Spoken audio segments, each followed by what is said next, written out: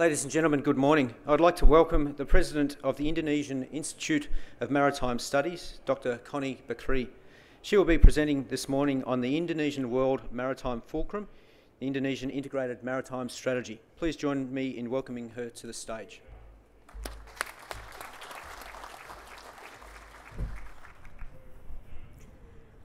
Good morning, Admirals, Excellencies, distinguished guests, and this is a very good morning to all of us, and I'm very honored to be here. Let us start for the presentation, which is perhaps is going to shock you, because as an academic, I'm very straightforward. This is the title. Jokowi Grand Vision is announced last November.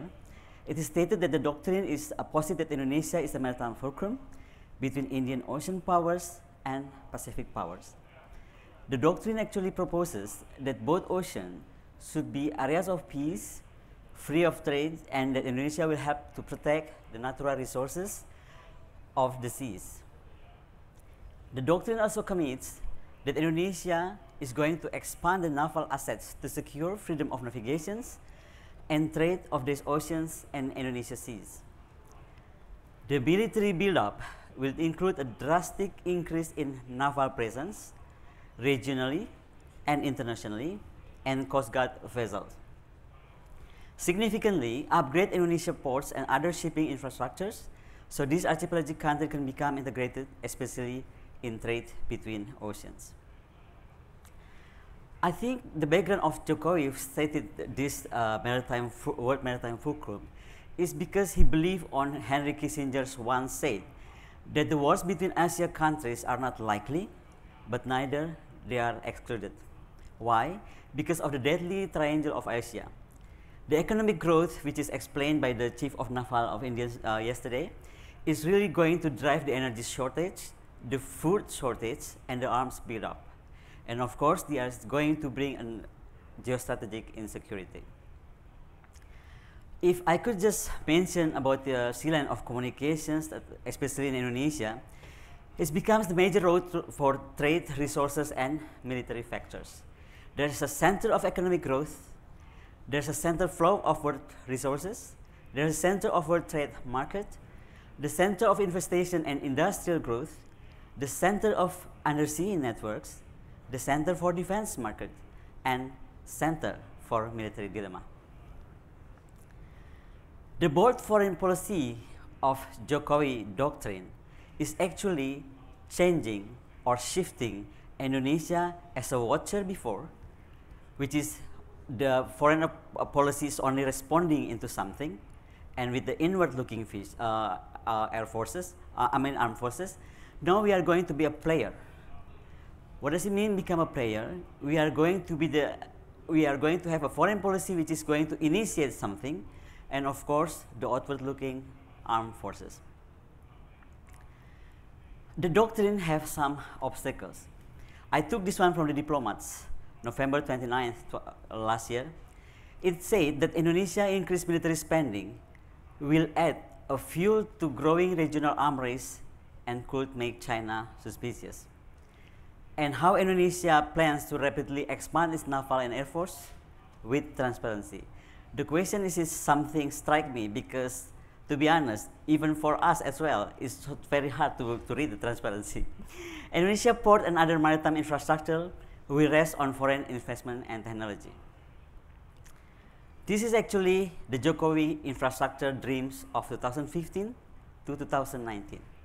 First, we are going to build the new road, 2,600 kilometers, and the highway 46,000 kilometers. We are going to build 50 new airports, 6 airports for cargo services, 24 new ports, and 500 ships for connecting small islands, which is left behind before. The new railway in Java, Sumatra, Celebes, and Borneo, around 2,000 kilometers, 60 crossing harbors, and massal transportation, MRT and BRT, within 6 metro cities and 17 big cities.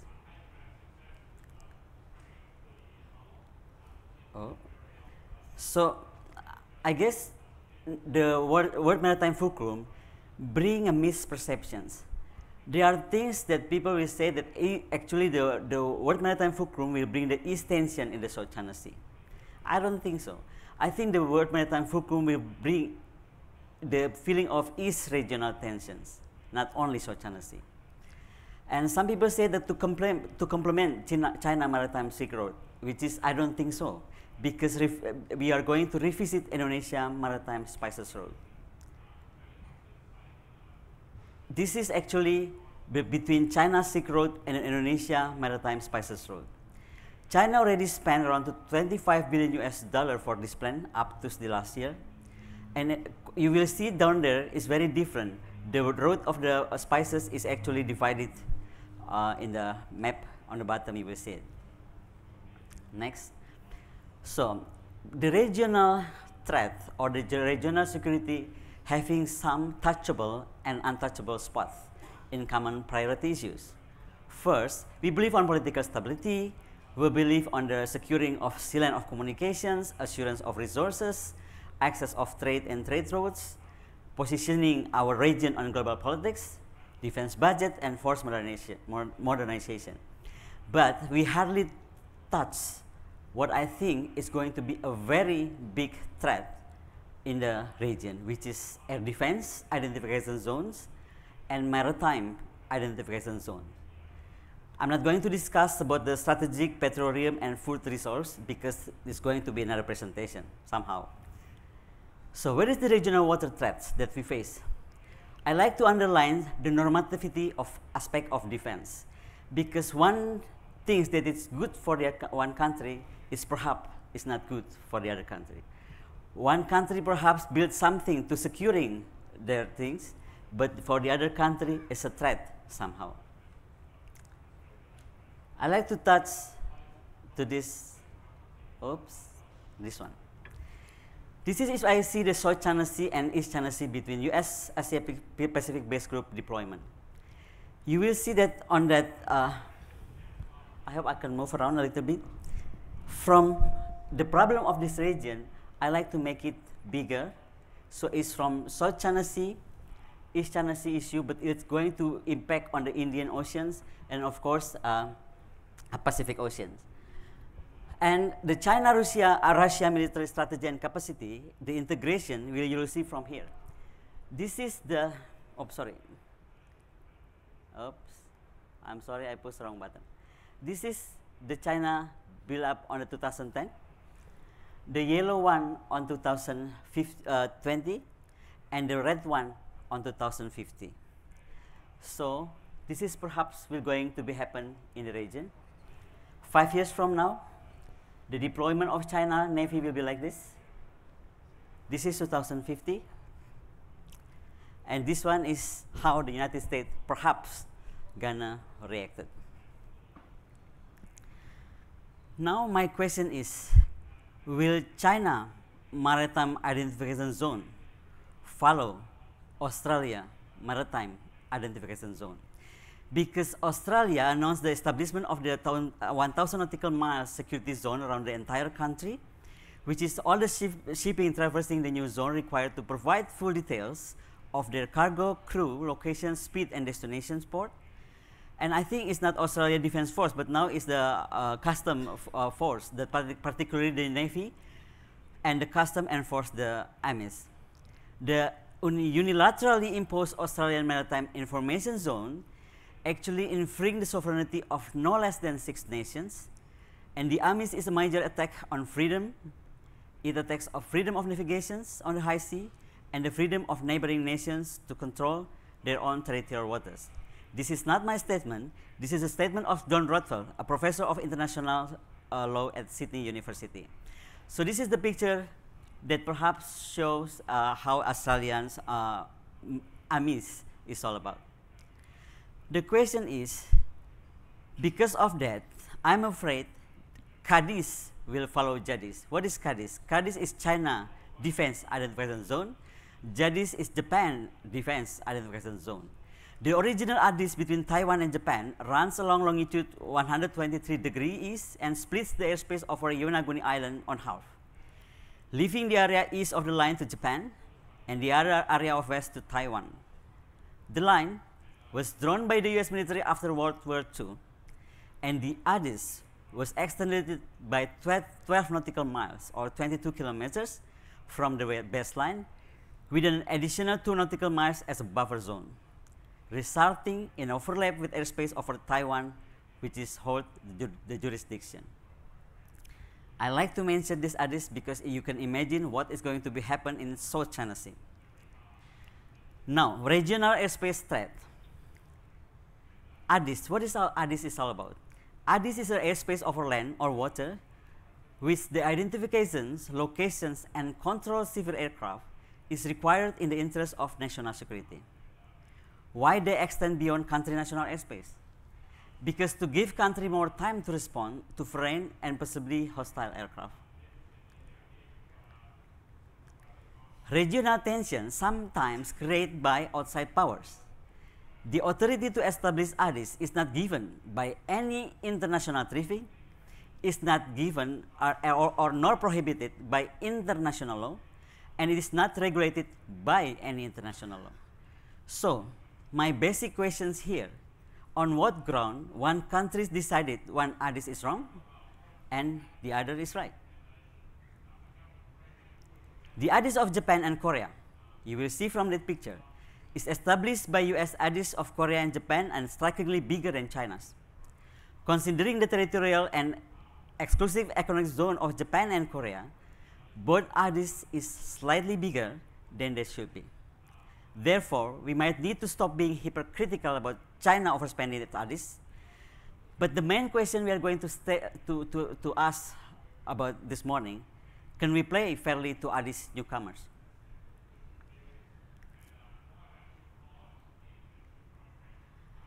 The China ADIS drawing a line in the sky of the first island chain. This is what people believe. China ADIS could be part of its larger anti-area denial, the strategy designed to force the US military to operate farther from China's shorelines. China might also be planning additional identification zones on the South China Sea, which is, I think, soon going to be. The China Ministry of National Defense stated that all the aircraft passing the zone will be expected to abide by the following: identification of flight plan, radio identifications, responder identifications, sign identifications. Aircraft in the zone should follow instruction. So anything the PLA Air Force will adopt emergency defensive measures in response to aircraft that refuse to follow this instruction. And freedom of the flight will be respected as a normal flight, but the principle will not apply to provocative flyover or surveillance activities. And perhaps the MQ-4C threatened somehow disturbing China, or perhaps they're trying to deploy ADIS because MQ-4C threatened is actually having scanning capability and automatic identification system. The main naval spying drone is actually concentrated on South China Sea, East China Sea, China and North Korea, and fly 24 hours full, of course, with the mission of piracy, human smuggling, fishery violation, and organized crime. I like to take the Admiral Barrett statement that the future of sea power is influenced by myriad of factors that will impact on the possible roles of navies, that capabilities that require navies, and the technology that might be used by the navies. So, because of that, I like to talk a little bit about space of cooperations. The World Maritime Forum have a prospect of defense and security cooperations. As the world's largest archipelagic country, I think Indonesia's maritime ambition is certainly very logical policy direction. Jokowi administration will focus on maritime diplomacy and naval development, and the key of them is the country foreign policy and defense planning. Aside from the robust response territorial instruction, Jokowi administration committed actually to peaceful means of resolving its border disputes. From 2014 to 2019, the cabinet will intensify bilateral dialogue, settle land and maritime boundaries, including the airspace. And of course, it again welcomed the maritime security cooperations. The impetus, I think, the ASEAN Community 2015. one of the leg is ASEAN political security community. What is actually happened with the World Maritime Fulcrum? Indonesia now is trying to figure out which part is become the brown water navy, I think from the 3 miles to 200 miles, which part is become the green water navy of Indonesia, which is I think from 200 miles to ASEAN regional waters, because we are going to be one ASEAN waters, and the blue water navy from ASEAN regional waters to Pacific and Indian Ocean. And therefore, our Minister of Defense, Ria Mizaria Kudo, really confirmed that we are going to buy submarines from Russia as well as Sukhoi F-35. So Indonesian naval development and key procurement programs will be offshore patrol vessels, naval aviations, air defense system, maritime surveillance, and anti-submarines capabilities. By then, defense officials show a great interest in defense and industrial partnerships on an offset program, which leads to Indonesian naval acquisitions. The force development planning is very different between Indonesia and Australia. In Indonesia, we have two things to measure what we are going to buy. The Navy itself, the posture is about 274 ships, 137 aircraft, and 890 combat vehicles.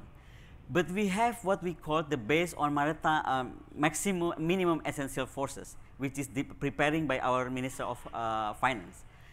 It's about to buy 151 ships, 54 aircraft, and 333 combat vehicles. So which one we are going to step in? Just wait and see. The gaining sea control is things that we are targeting, and it means that increasing the deterrence and air and naval operations.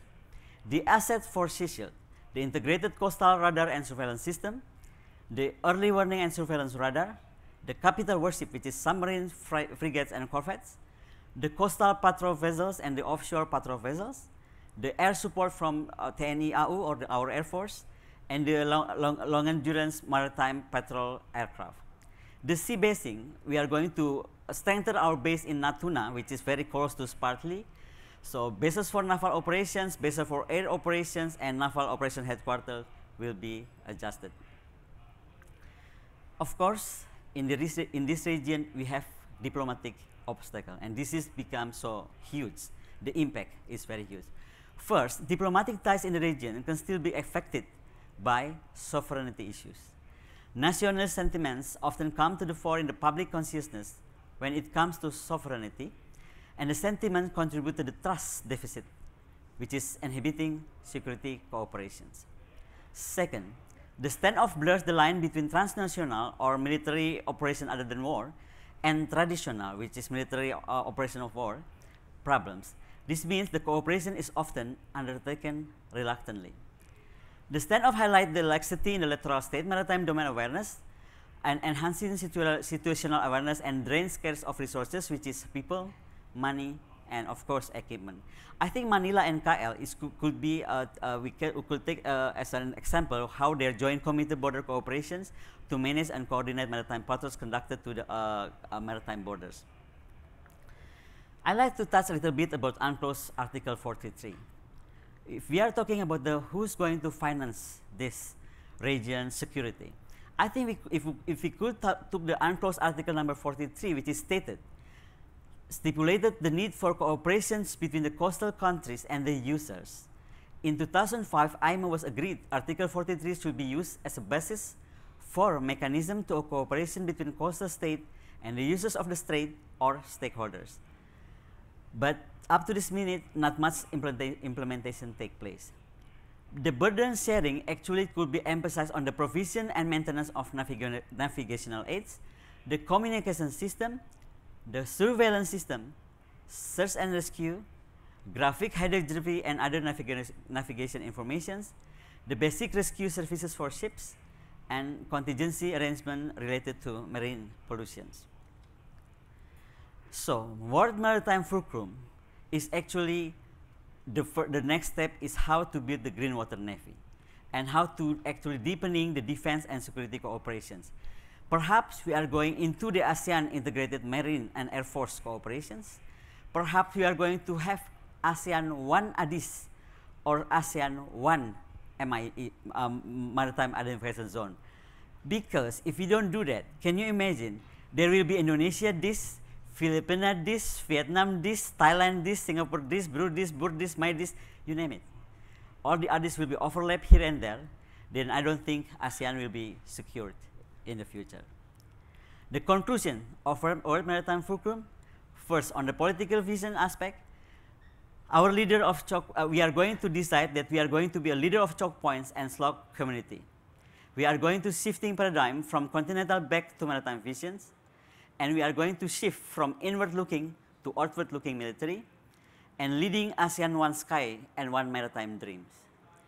For economic vision, we are going to develop of internal maritime highway and building regional maritime highway as well.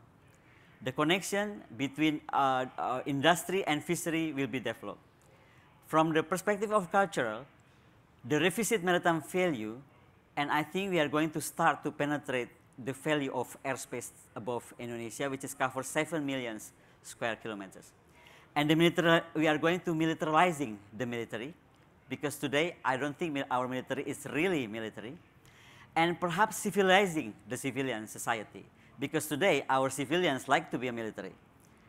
So I like to end this slide with the things I like about President Bush. His confidence of saying, are you going with us or against us? And I think come to the conclusion that we have to take care of our own region with our own way. I think it's about the time that ASEAN plus Australia plus China plus India talk to other region. Are you going with us or against us? Thank you so much.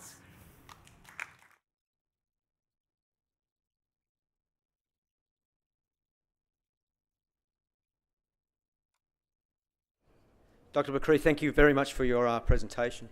I would now like to welcome the Chief of Staff of the Sri Lankan Navy, Rear Admiral Sirimevan Ranasinghe.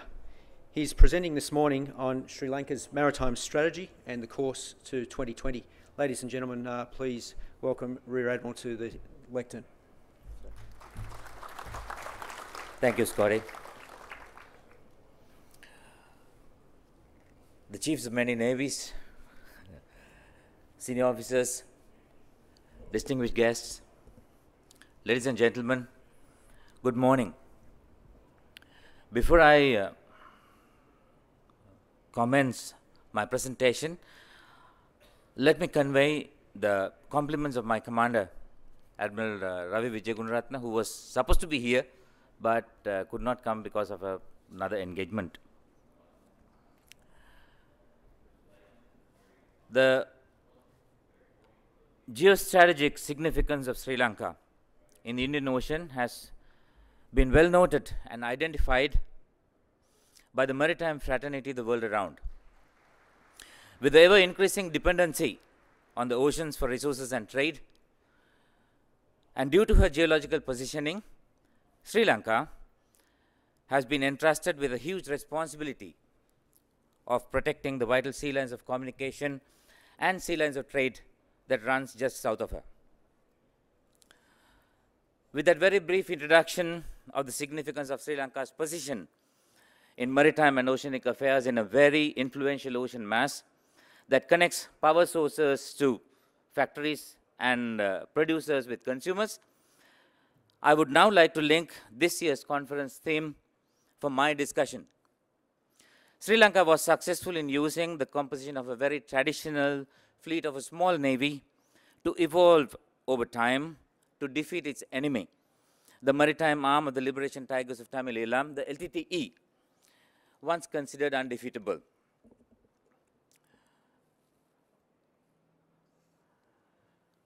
As we are all aware, the maritime domain is dynamic in nature. Dealing affairs in it is a huge challenge to any navy. The vastness of the ocean space and inability to carry out surveillance in every square inch of it are some of the challenges navies face. The Falkland War is the last known major conflict that erupted between two nations involving maritime elements. Since then, no country has maneuvered naval fleets against another country.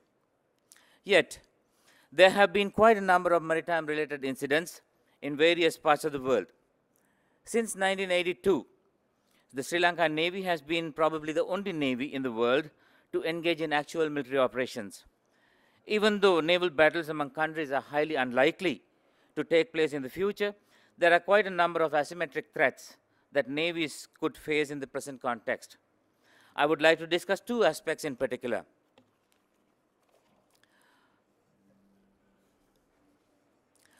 I would like to rate the suicide boats against naval assets as one major threat. These boats are hard to detect by most sensors. If you're lucky, you would be able to see them at a very close range during daytime. Possibilities of detecting them at night will be very low.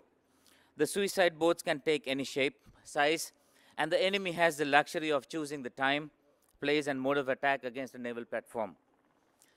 An innocent-looking fishing vessel, a jet ski, a pleasure boat, or any other specially designed boat could easily be converted to a lethal suicide boat to carry high explosives to inflict heavy damages.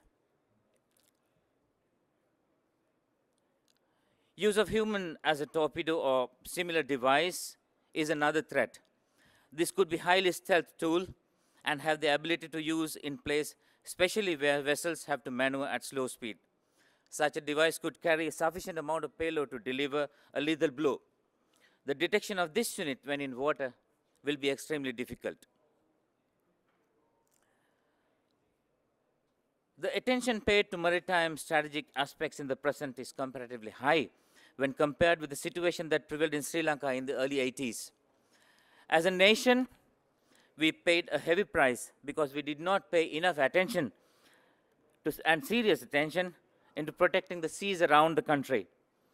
The LTT was capable of forming a de facto army, a de facto navy, and a mini air force due to the success in ferrying much needed military hardware via sea routes.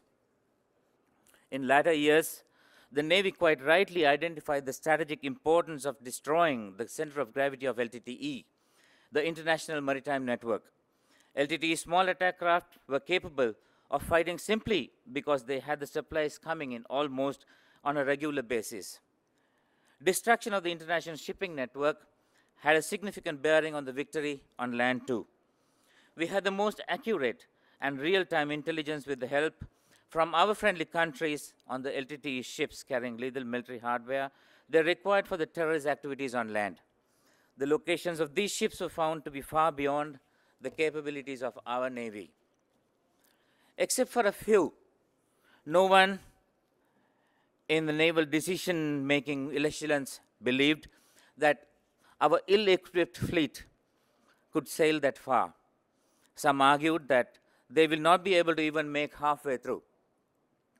The naval leadership at the time took one of the most critical decisions in the history of the Sri Lankan Navy. At the end, we managed to transform our fleet, which was dominated by a large number of fast attack craft, a few OPVs, and old merchant vessels, to do the unthinkable and return safely.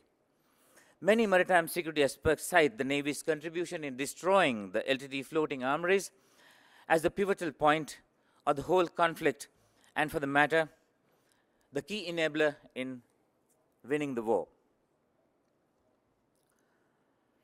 The LTT presented a significant challenge to the Navy out at sea by introducing suicide boats, swarming tactics, stealth attack craft, and various other innovations the Navy has never experienced before. Even though the control of the sea was not lost, naval units were taken by surprise at the initial encounters and caused severe losses at times. Navy evolved around the LTTE in reactive manner, looking for tactics and strategy to defeat the enemy in their own game.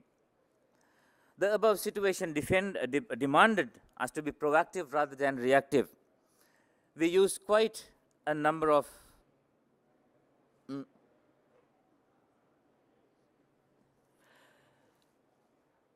innovative tactics, especially at the final stages of the conflict.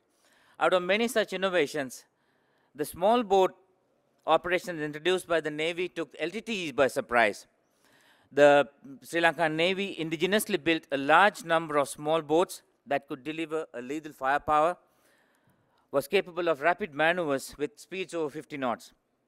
introduction of the Rapid Action Boat Squadron, manned by the Sri Lanka Navy's elite Special Boat Squadron men, and others who volunteered to fight, resulted in annihilating the LTT attack craft and their suicide boats. This is a little video of the small boats in action.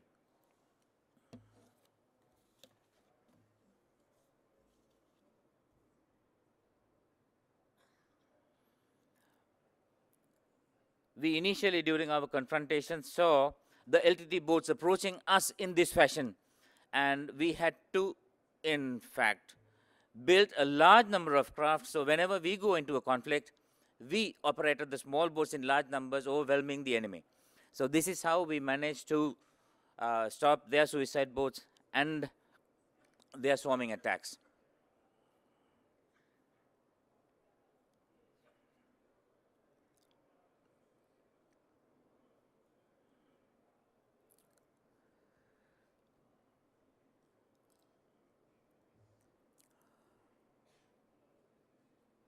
The LTTE maritime capabilities are not present today, and I doubt the existence of any other terrorist outfit having similar capabilities in terms of using maritime asymmetric tactics against the Navy.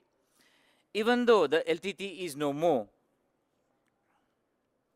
the danger is that the range of innovative maritime asymmetric tactics that were introduced by them is readily available for interested parties to acquire.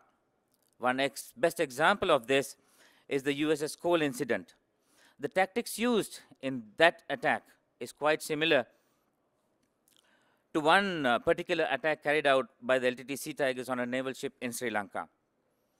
Like small arms and IEDs available on the open market, a wide range of battle-proven innovative tactics introduced by the LTTE, by the unknown by many. Interested parties could imitate these tactics for their advantage. These are some of the issues we need to pay more attention. With the Sri Lanka's Navy's experience against the LTTE, I see two probable courses of action the small boats could be used. First, the small boats disguised as typical fishermen in certain traffic congested areas can easily target merchant ships. As 90% of world trade being carried out via the sea routes, a single such attack on an oil tanker or a chemical tanker or a huge passenger carrier would have a devastating impact on the world around. For example, if a non-state actor really wants to jeopardize the international maritime trade of Sri Lanka, he can easily do so by exploding a Tripoli carrier entering Colombo harbor. A delay in operations of the harbor for a couple of days will have a great impact on our small economy. Secondly, naval ships too can be easily targeted by small boats, especially at choke points. A naval ship is particularly vulnerable when entering and leaving harbor. And this is where a small boat or similar craft could target naval vessels. A single such attack could create a major impact. Maritime pirates active in various parts of the world could also easily adopt these tactics and pose a threat to merchant vessels as well as the naval vessels engaged in anti-piracy operations. The cost that would involve in taking precautionary measures would be colossal. It is important to bear in our mind that even though we do not have a visible enemy at sea, it does not in any way mean our seas are safe and secure. We do need to prepare for the unforeseen and the possible threats that could emerge. Being a tool of the maritime strategy thinking of the government, the Sri Lankan Navy has to closely monitor the evolving maritime situation, emerging challenges and importantly, tactics required to counter them in an effective way. With the possible expansion of the exclusive economic zone in the future, the task of the Sri Lankan Navy will be quite broader. With these responsibilities, many would think the Navy has to expand in terms of her platforms. In the present maritime context, evolving challenges and importantly, the role that Sri Lankan Navy has to play to secure our seas made us realize how best we can use the platform we already have to meet the current and emerging challenges. You will be surprised to note that our composition of the naval fleet, we have 4 OPVs, and as you can see, 65 FACs and 11 FGBs, and I hope you can read the amount of the tonnage or the size of the boats you can imagine. By all means, we have an unbalanced fleet to face the challenges in our maritime domain. Obviously, there's a strong reason as to why we have this type of a fleet. Our Navy was primarily developed to face the challenges of the LTTE Sea Tigers. Our primary aim was to defeat the LTTE since 1980s. We constructed a large number of small boats in various sizes with various capabilities to counter that particular LTTE swarming attacks. As I stated before, it is very unlikely that we will have, Sri Lanka, will have an external enemy to fight at sea. We do need to understand that maritime security threats and challenges are becoming more complex like never before, and most illegal actors are well knitted with a wider network. The damage that they could cause on a nation is immense. One could have the most advanced sensors, weaponry, technology, and other assets. But what we have seen in the recent history is that the illegal entities have been ahead when it comes to deciding the place, time, and mode of attack. The 9/11 incident and the Mumbai attacks bear testimony to this. The complexity of present-day maritime security threats and challenges influence us to revisit our military strategies, and in our case, the maritime strategies we are going to adopt with the available naval assets to face the future challenges. For the Sri Lankan Navy, purchasing bigger platforms overnight itself is a huge challenge. Even if we start to build ships today, it will take a minimum of 5 years to utilize them. We could wait till these platforms are delivered, but the people who are challenged with illegal activities will not wait till we are ready. Then we are left with only one option: to effectively use what we have already to address these challenges. The main maritime security challenges that I found are maritime terrorism, maritime piracy, and illegal smuggling of weapons, drugs, and humans. As maritime terrorism and maritime piracy is unlikely to occur in the deep seas on a regular basis, the littoral states have a significant challenge in addressing the above 3 major threats. The question here is how best we can use existing fleet to address these threats in a more effective way. In this context, we looked into forming a hybrid navy year 2020 to face the rapid evolving maritime security threats and challenges. The hybrid navy of Sri Lanka will comprise of frigates, OPVs, FGBs, FACs, arrow boats that you saw, IPs, and fleet air arm, especially with surveillance capabilities, either independently formed or as a part of our Air Force. I strongly believe that our littoral navies will be greatly benefited if they could bring in smaller vessels to their fleets in order to increase the maneuverability, firepower, penetration capabilities, flexibility, agility in the face of modern maritime security challenges. On quite a number of occasions, small boats have shown that they are capable of penetrating the most advanced maritime defense layers. I believe that Navy would be able to get better results by utilizing the hybrid concept against maritime terrorism, piracy, and illegal smuggling. In conclusion, I would like to once again reiterate the fact that the future would be highly unlikely to see naval fleets fighting each other. The future maritime threats are asymmetric, becoming rapidly complex and lethal in many ways. The question we have in our hands is how best we are going to face them, as well as emerging maritime security challenges with what we have. To address this question in one of the most practical ways, Sri Lankan Navy is focusing on the use of present composition of the fleet with a very few addition of bigger platforms.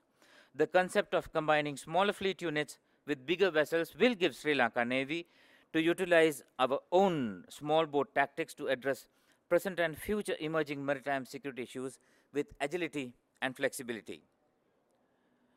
With such formation in operating the littorals, it will for sure send a strong signal to those who are planning to use our maritime space and freedom for their illegal activities. I could not find a better saying conveying that particular message than what Sun Tzu said a long time ago. And I quote, "The art of war teaches us to rely not on the likelihood of the enemy's not coming, but on our readiness to receive him, not on the chance of his not attacking, but rather on the fact that we have made our position unassailable." I unquote. And thank you very much for your patient listening.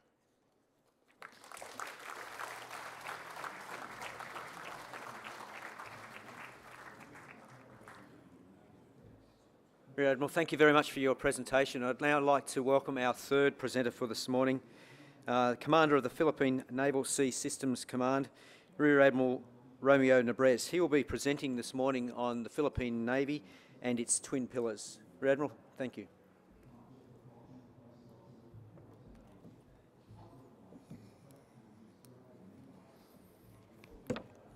Distinguished members of the audience, ladies and gentlemen, good morning.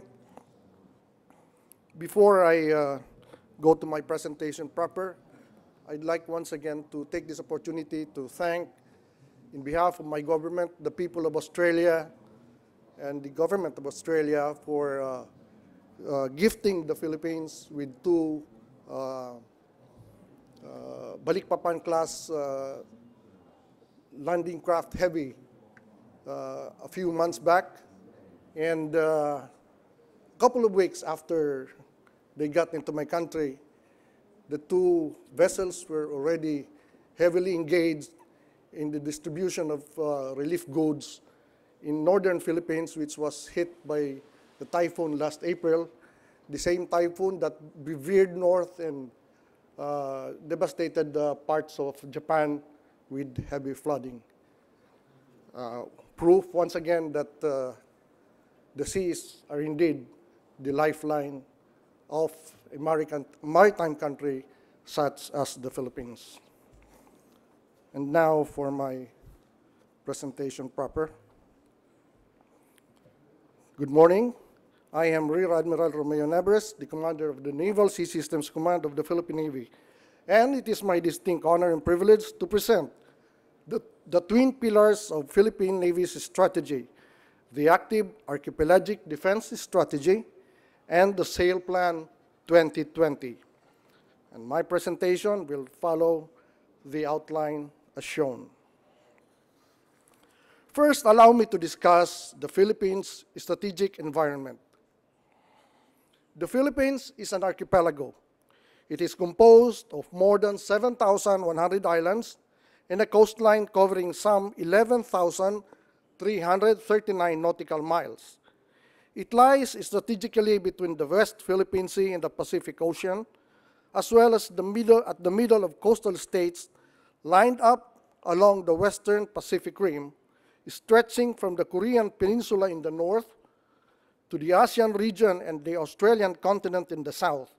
Hence, it is at the crossroads of the Pacific. Our country also lies at the apex of the Coral Triangle, which is the primary reason why the Philippines has a rich marine biodiversity. Our geological makeup and geographical location stresses that the Philippines is a maritime nation. The mastery of the seas and oceans is our history, our identity, and our destiny. For an archipelago that is home to more than 100 million Filipinos, there are numerous concerns that highly impacts national security and international relations that need to be effectively addressed in order to achieve national prosperity. Of primary concern are the challenges to our territorial integrity and maritime security. Internal security issues, natural and man-made disasters have also been a perennial challenge, to include the impact of cybersecurity and regional and global peace and security challenges. And as a maritime nation, the Philippine Navy plays an important role in protecting our country and our strategic maritime interests, which are as shown.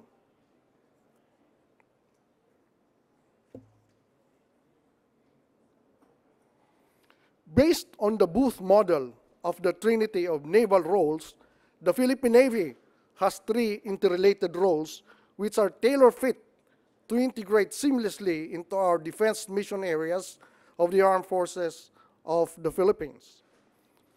The objectives depict the Navy's interrelated military, diplomatic, and constabulary roles. In support to the national military strategy, the Philippine Navy has identified its naval objectives to achieve its mission and attain its vision towards becoming a strong and credible Navy. To achieve the naval objectives, the Philippine Navy recalibrated its plans for the development, maintenance, and general employment of its fleet marine units as it pursues its mandates and mission. Thus, the Active Archipelagic Defense Strategy, or AADS, was conceptualized and developed as a naval strategy. The AADS establishes the basic linkage between the PN's desired ends and the ways and means to achieve these ends. The Active Archipelagic Defense Strategy. The AADS is the operational strategy of the Philippine Navy. It refers to the proactive control of our seas and the denial of its use to an adversary, capitalizing on the archipelagic configuration of the country. It involves controls of critical maritime areas and the development of assets that optimize their capability and firepower. The AADS, as our framework of defending our country, is composed of three mutually supporting strategic concepts, namely maritime situational awareness, maritime operations, and maritime cooperation. Maritime cooperation supports the military, diplomatic, and constabulary roles of the Philippine Navy. Thus, maritime cooperation in the AADS context is a force multiplier leveraged against essential capability gaps. Maritime cooperation is basically our ability to operate jointly with other services, the Army and the Air Force, with other government agencies, and in an interagency setting, and networking with global and regional partners in a multinational and coalition setting. Maritime cooperation supports and complements maritime situational awareness and maritime operations to fill in our capability gaps in these areas as we continue to develop these capabilities. Maritime situational awareness refers to the 24/7 knowledge obtained from the integrated collection, analysis, and exchange of information that relates to the maritime environment, which are all used to support decision-making. The effective integration of the Navy's constabulary and military roles, which relies on the ability to know and assess the activities occurring in the 5 domains: surface, undersea, air, land, and cyberspace, is at the heart of this strategic concept. To support the objective of MSA, we must perform the following functions, which are collecting data through all source information systems, establish and maintain common maritime operating picture, provide secured network support to operating units, and engage other services and partners for collaborative assessment. The strategic concept of maritime operations does not rely on parity of forces, but on effective maneuver. It is our joint ability to know and employ tiered and calibrated responses, that constitutes our unilateral action for the defense of the Philippines. The PN's function for maritime operations are the following: tiered maritime operations that encapsulates naval diplomacy, national deployment of assets, and unified national rules of engagement and rules in the use of force, national calibrated response, establishing naval presence, establishing selective sea control, and strategic deployment of forces. The Sail Plan 2020. While AADS is our operational strategy, as a force provider, the PN Sail Plan created in 2006 is our developmental or enterprise strategy that covers the long-term plan for the development of the Navy's range of capabilities required to effectively implement and execute the AADS. It includes phased and synchronized development of doctrines, organization, training, material, personnel, leadership, and facilities capability package. In the charter statement, the Philippine Navy envisions the organization to become a strong and credible force by 2020. Executive Order 292 prescribes the mandate of the Philippine Navy to conduct prompt and sustained naval and maritime operations in support to the armed forces of the Philippines mission. Our core values as an institution are honor, dedication, patriotism, solidarity, leadership, and professionalism. The 12 strategic objectives of the PN Sail Plan 2020 corresponds to the identified and relevant strategic issues that the Philippine Navy needs to address.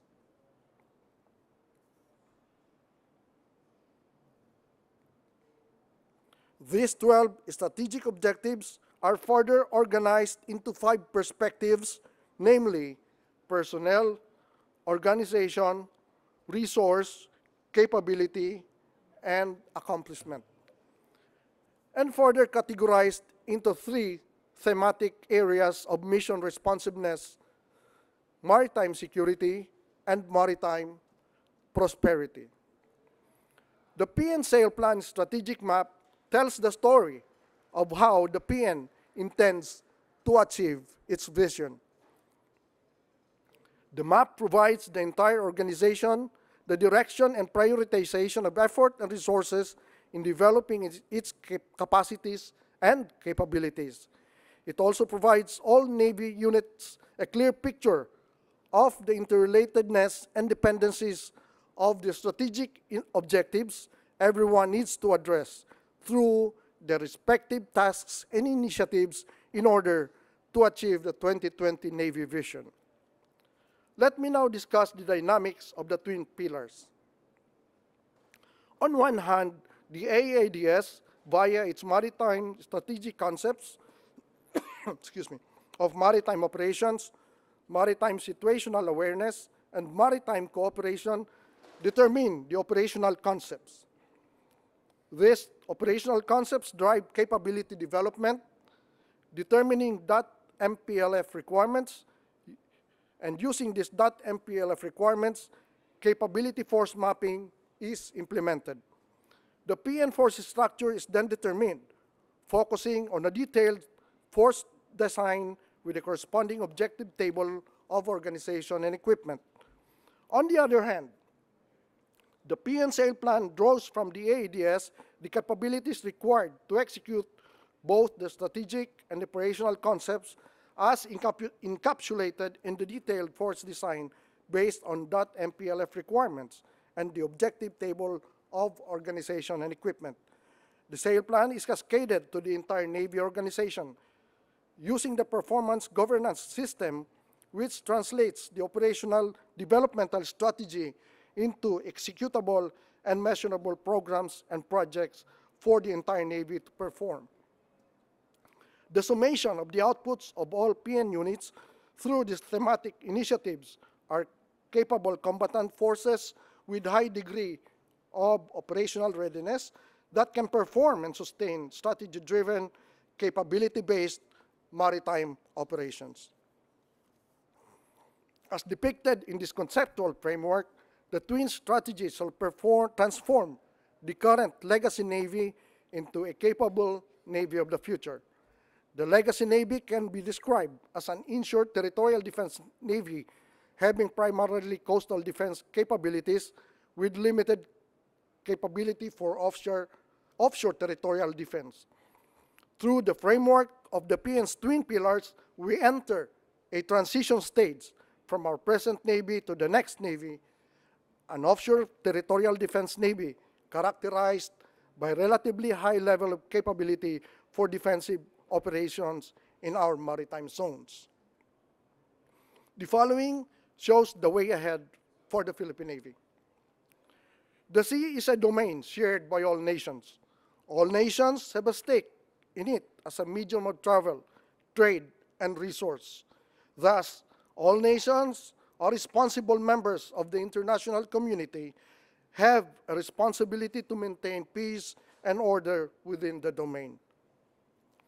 Emerging maritime security challenges such as climate change, international crime and terrorism, piracy and illegal immigration, etc., cannot be resolved by one country with its own navy alone. These challenges require a collective effort from the world's navies for a more enduring solution. This implies an increase in the versatility of assets and capabilities of governments and navies to address emerging maritime security challenges. The PN is cognizant of the need to fill in capability gaps and to fulfill its international obligations as a responsible member of the international community. Thus, it aims to be a capable partner in coalition operations. However, coalition operations are a complex matter since cultural and operational challenges have to be taken into account. Recognizing the emergence of non-traditional maritime challenges and the need to operate in our four domains of warfare, the PN requires multi-role assets capable of projecting force and fire from ship to shore. On the ability to exploit the cyber domain and maintain a persistent presence in support of rapid deployment of forces in contingency operations. Lastly, the Navy must be able to operate in the surface, subsurface, aerial, and cyberspace domains, and within a shared battle space in a joint, combined, and interagency setting. The Philippine Navy aspires to have these operational characteristics realized in the medium term of aiming to be a reliable coalition partner, flexible network-enabled, and four-dimensional through the institutionalization and effective execution of our twin pillars, the active archipelagic defense strategy and the Philippine Navy Sail Plan 2020. That ends my presentation. Thank you for your kind attention. Good morning.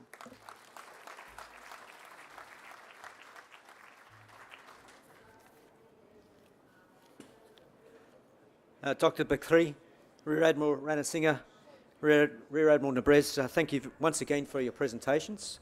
I'm sure that they have sparked some interesting questions from members of the audience, and the floor is now open to questions. Could I please ask, if you've got a question, raise your hand, and a member of the staff will come and bring you a microphone. Could you please identify yourself and if you are representing an organisation or a media outlet, and who your question is aimed at. Could I ask you to keep your questions short? Thank you, sir. Thank you all to the interesting and very informative presentations. My questions goes to the doctor. I'm Captain Al-Jabri from the Royal Navy of Oman. Doctor, could you just overview your strategy, your country's maritime strategy, looking at the Spratly Islands dispute, please? Thank you for the questions. Actually, coming to the Spratly Islands, people try to put Indonesia as a balancer. And therefore, I think my country will take that balancer positions. even though some people say that we built Natuna, and we concentrate on the Natuna Island, which is very close to Spratly, and we also built our Air Force capability over there. We increased the capability of the Air Force and the Navy, but again, it doesn't mean that we are going to face China directly. Why? Because if you see the history, actually Indonesia never have any problem with China. Even though since ages ago, the relation is deep, and even the Admiral of China is passing around Indonesia, but never in the thinking of occupying or controlling the country. One that I can describe, actually, on our Minister of Defense, we actually met some China officials, which is, you're gonna be surprised, is offering us, when all the people concentrate on the development of Spratly Islands or the island over there, actually China is offering us to base our naval and Air Force to control and to balance South China Sea.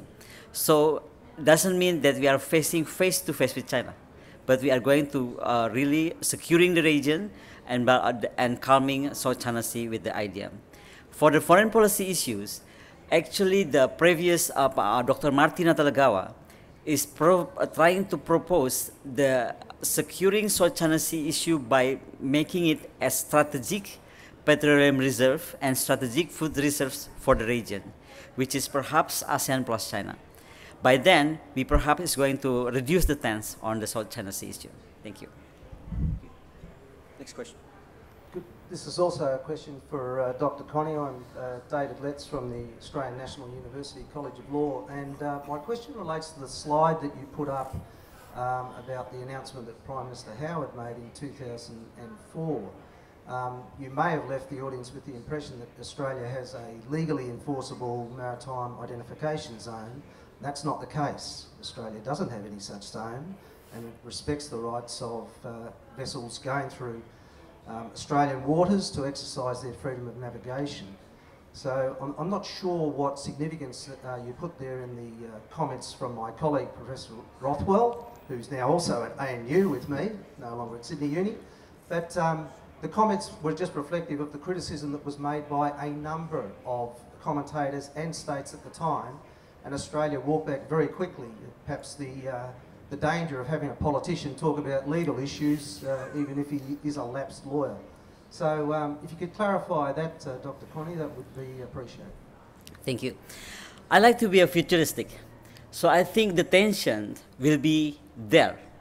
I always believe, even though we have a United Nations, we have all the religions that bind us as a good people, I think the principle of human being is survival of the fittest.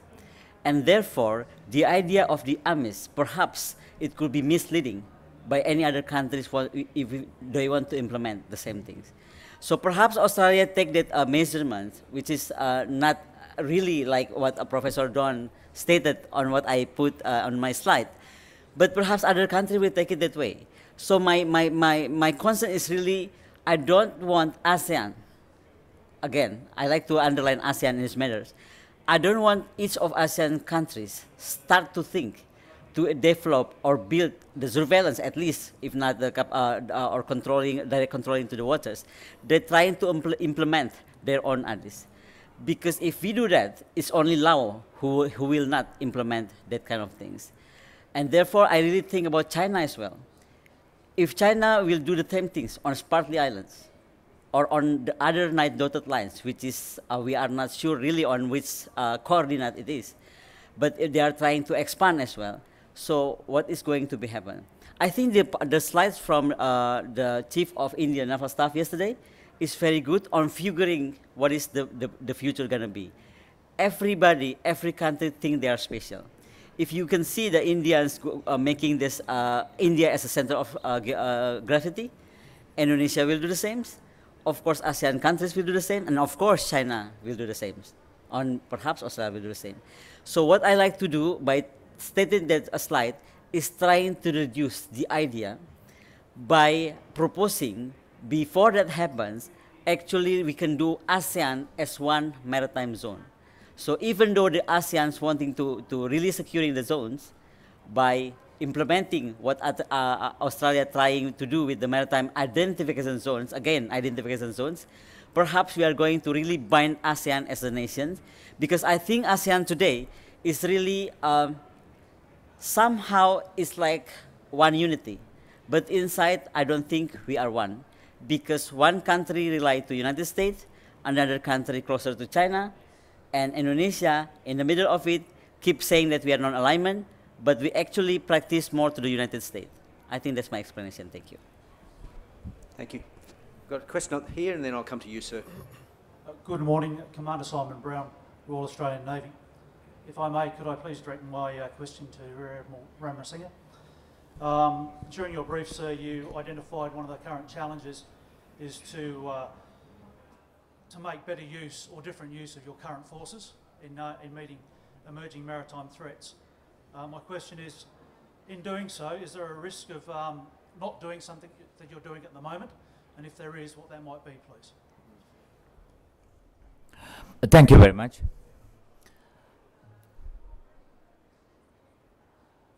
If we are to continue with the assets that we have, I showed you the assets that we have and said we have a lacuna in larger platforms, and we intend to increase the OPVs and at least acquire one frigate if possible, so that in addition to the small boats that we have, use them in tandem for the threats that we expect. So what we lack now are the large platforms and air assets and surveillance. And it's very unlikely that the Navy can have air assets on its own.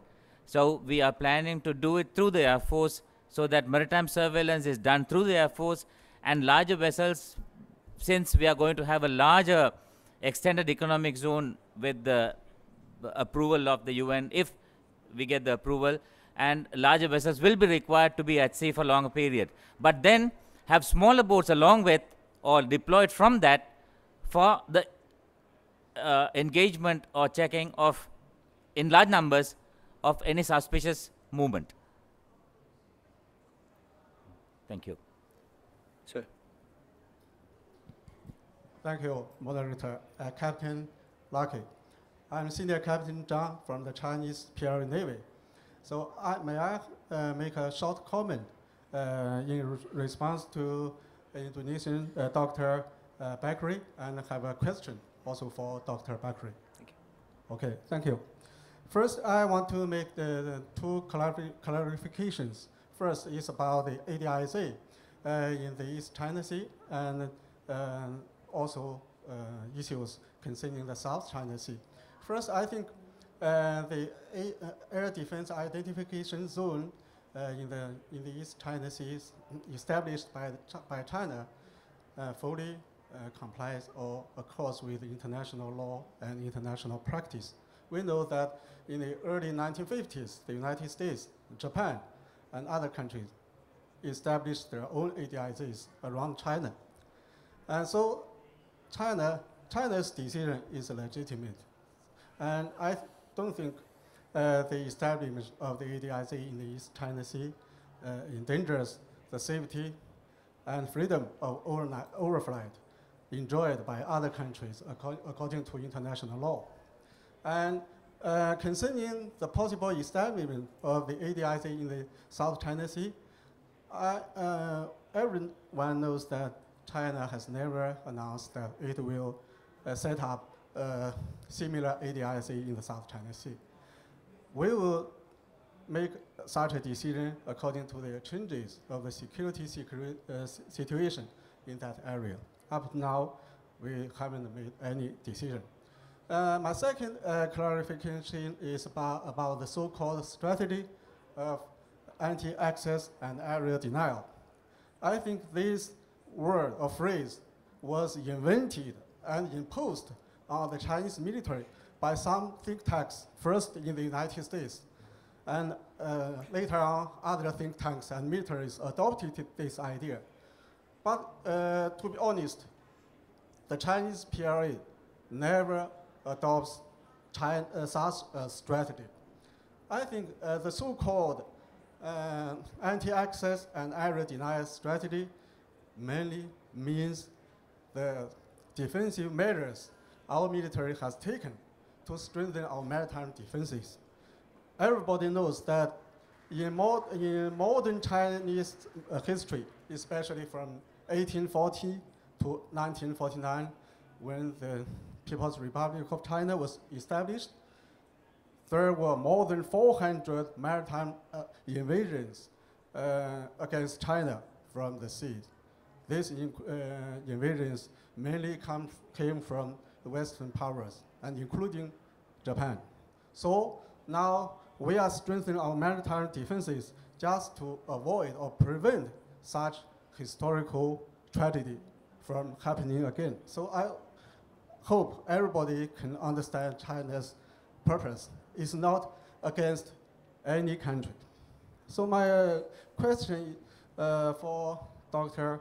Bakrie is that according to news reports, in 2014, your president issued a directive to set up a maritime security agency, the Bakrie. It will combine the functions of various departments. This is an important step taken by Indonesia to strengthen its maritime defenses. So can you elaborate a little about this agency? Thank you. Thank you for the statement and the questions. Let me state it to you again. By stating that China are this being implemented, actually I am taking your side. Why? Because I saw how two times Japan expanding the ADIS and no other countries complain. Even Korea, the expanding their ADIS. Once you are decided your ADIS on 23rd of November, followed by Korea extended their ADIS, no one complained. But once you did, there's everybody trying to try what PLA Air Force will do. For example, on the 25th of November, US deployed the bomber from Guam just to touch your ADIS. So again, I'm talking about this air defense identification zone. It's your right.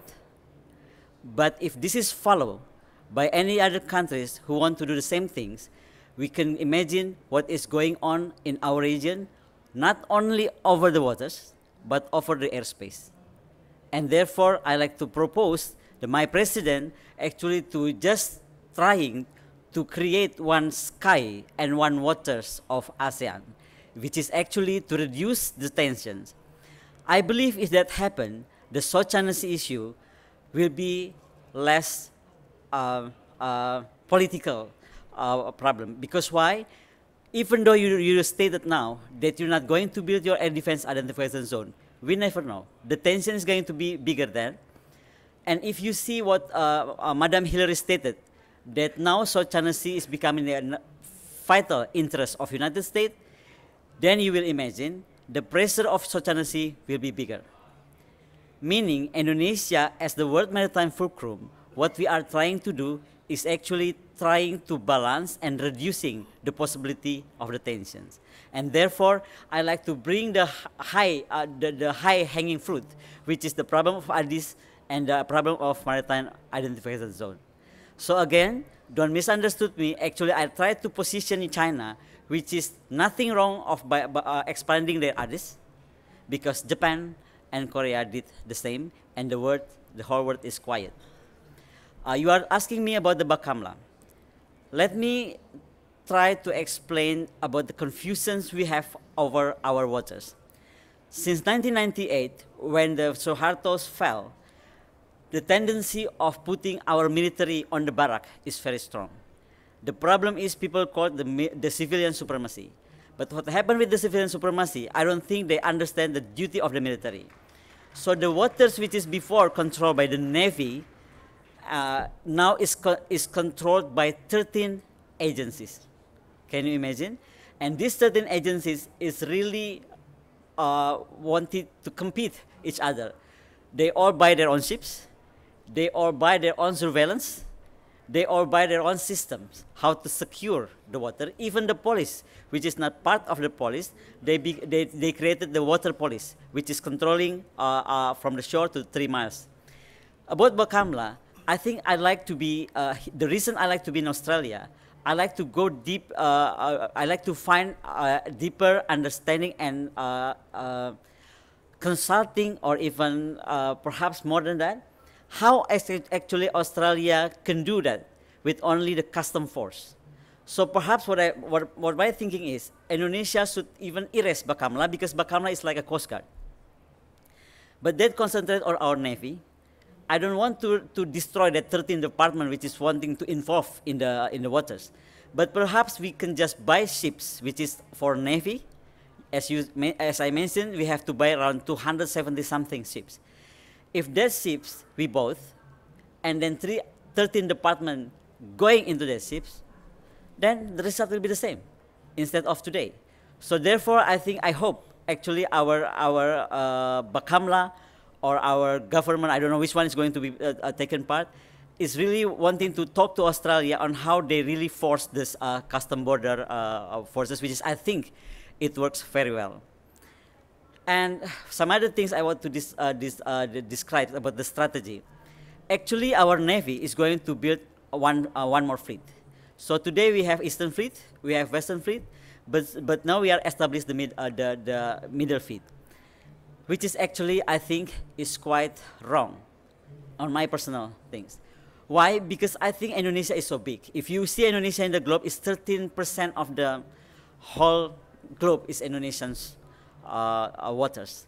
So what we want to do is actually dividing the fleet by 4 fleets: Eastern, Western, and the Northern and the Southern. Why I said that? Because I like to follow what China do. If you are really going to build 5 years from now, your green water navy will touch our waters, even to the Indian Oceans. Of course, it's going to be passing Malacca, passing Sunda. Of course, we are going to do something about it. And therefore, I really propose, since we don't have capability of budget, maybe for your information, during SBY presidency, our budget is only 1.1% of GDP. Today, with Jokowi outward-looking vision, it's very funny, we have to reduce our budget again to below 1% of GDP. Meaning, I keep saying to my foreign ministers that we actually have to change what is the non-alignment means for Indonesia. The non-alignment we took today, we don't want to be friend with everybody. We are afraid to be said to be friend with everyone. We don't want to state that we are close to Australia. We don't want to state that we are close to India or to China or to US. I'm going to change that direction, which is actually stated we are friend of everyone, meaning on our Western fleet and our Southern fleet, perhaps we can work together with China on how to securing and doing the cooperation over the waters. But at the other hand, to the northern and to the eastern part, we have to take it with Australia or even United States. Thank you. Thank you. Lady at the back, please. Thank you. Jane Chan, RSI Singapore. Question to Dr. Bakrie. Ibu, this is a question about what you refer to as one ASEAN water and also the ASEAN ADIZ. As you've mentioned in your presentation as well, sovereignty issue is very sensitive in the region. So what does it really mean in practical terms to refer to one ASEAN water? And how do you envisage a ASEAN ADIZ to be operationalized? And more importantly, your thoughts on what is the likelihood of ASEAN agreeing to an ASEAN ADIZ? And perhaps, you know, what are some of the impetus that could encourage ASEAN to go down that route? Thank you, Ibu. Wow, this is like my dissertation test because everybody asked me. Oh, thank you for the question. The thing is, actually, I try to reduce ASEAN. So if you ask me to be honest, I think ASEAN is only the title. But actually inside they are breaking apart. Therefore, we are very sensitive to each other when talking about the sovereignty, about the issues. I keep saying when I passed my study at the APCSS Hawaii, so I know exactly the maritime zones in this region is very dangerous. We are facing a very, it's a lot things that on maritime boundaries issues. For example, we keep saying China 9 dotted lines, China 9 dotted lines. We forgot we have actually 57 points of maritime borders, which is mostly on Indonesia waters, which is not clear up to this minute. So the reason I like to come with the idea of one sky and one water of ASEAN is actually to unite ASEAN as it should be. Because I think it's going to be easier for China, it's going to be easier for India, going to be easier for Australia, going to be easier for everyone, actually, if we are going to secure the region, if ASEAN united as it should be. I hope that one is answering your question. If you ask me how to do it, I think we have to do it together. Because I just dropped the idea, and I really hope it works. To be honest with you, this idea is being smashed by my own foreign policy office. But I think if we really want to do something about the future of the region, then we have to dare to say something which is very important for all of us. Thank you. Okay, I've got a question down the front, and then we've probably got time for one more question after that. Captain Judson Jones, Royal Australian Navy. With a question for the whole panel. Each of your nations shares a common goal, evident this morning, in shifting or transforming your military's focus, navies in particular, from inwards to outwards and external security. What challenges, internal challenges, do you face in realising those ambitions and in changing your public narrative from a continentalist mindset to a maritime outlook? Thank you for the questions. I think the biggest challenges that Indonesia face is how we actually should soon implementing and developing our National Security Council. So Indonesia is unlike a normal country. We don't have National Security Council. What is the problem with that? The problem with that is our foreign policy is not going together with the defense policy. And therefore, my target maybe within these 2 months, we are working with the Commission 1 on our cabinet. We are going to establish this National Security Council and really help how our Navy to be developed. This is related actually to how our ASEAN Navy will work. I don't know whether RISS follow that actually our Navy, ASEAN Navy already signed the agreement of securing ASEAN waters. And by securing ASEAN waters means our capability or our capability and have to be able to do the interoperability between ASEAN countries. And therefore, the Navy already signed that agreement, but the Foreign Affairs doesn't allow it yet. So this kind of problem, I think, which is the biggest obstacle. But the biggest and the most problem that we face is actually the budget. Therefore, different with any academicians who keep saying that Indonesia non-alignment of being not friend with everyone, I really push actually Indonesian Navy has to go together hand in hand between Australia, India, China, and United States. Thank you. Thank you, Captain, for the question. In the case of my country, I guess the biggest challenge is how to change the mindset of my people, from the common man in the street all the way up to the halls of Congress, to convince them and to make them realize that the Philippines is a maritime country. It's understandable that if you look at the armed forces of the Philippines, the biggest branch of service is the Army. And it's illogical because we don't share any land border with anybody. And on the other hand, 3/4 of our area is water. But how come it got to be that way? Well, we were sidetracked by our insurgency problem for the past several decades. And it's only now that because of the changing security environment that everybody's, and the dwindling insurgency problem that we're realizing again that we are a maritime country. That's why in the title of my paper is "A Nation Turns to the Sea." So if you're in answer to the question, I think it's the mindset of the people that we need to changed. Thank you. The Sri Lankan version. You see, ours is a small country, and if I do a comparison, the size of Tasmania with the population of Australia, and we were affected by an internal conflict for the last at least 30 years until 2009. And when we came out of it, everybody wanted prosperity and development. And since it was an internal conflict, everybody thinks that the development should take priority over security. And luckily, with our geographical positioning and with the neighbors that we have, we do not foresee or see at all an external threat.